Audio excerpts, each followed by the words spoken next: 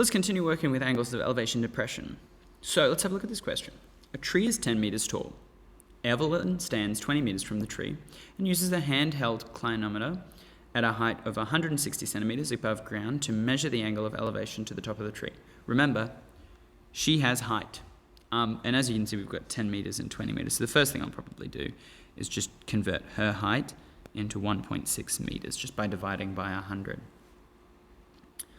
And above the ground to measure the angle of elevation to the top of the tree. Draw a labeled diagram of the situation showing the measurements of the right angle triangle formed. Mark the angle of elevation, list any assumptions you have made. Alrighty, so a tree is 10 meters tall.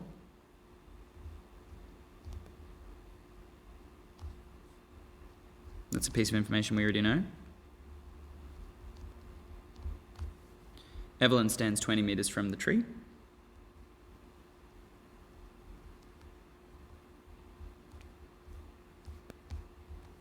Alrighty.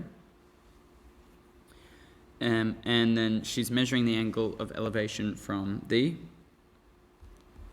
her eye line, right? Because when we're talking about angle of elevation, it's actually being measured not from the ground, but from your eyes.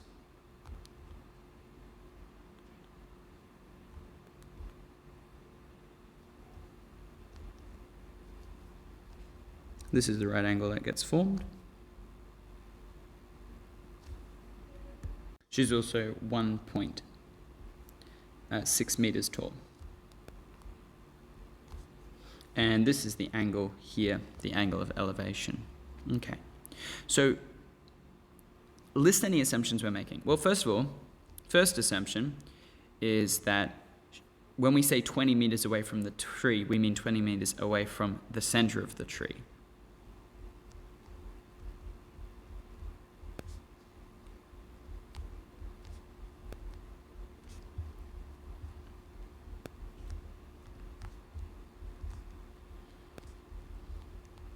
What's another assumption we could make? Well, another assumption we could make is that her eyes are 1.6 meters above the ground.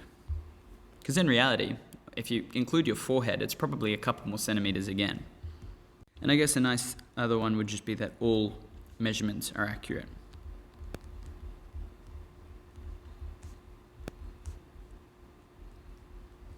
I mean, a really important part here is that they're saying that the tree is 10 meters tall. That just seems a little bit ludicrous, right? Have you ever seen a tree be exactly 10 meters tall? No, it's probably 10.1 or 10.3. So it's probably not the exact one, but those are some of the assumptions. Alrighty, then for part B, it just asks us to calculate the angle of elevation to the nearest degree. Alrighty, so we don't actually know the height of this triangle. We know the length of it, it's 20 meters.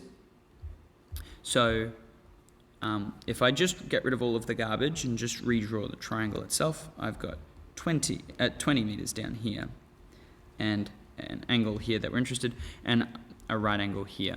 Now, this side here is really the important one, but you can see that we've got two parallel sides, right? So if we want to work out the height, it's just going to be the difference between 10 meters and 1.6. So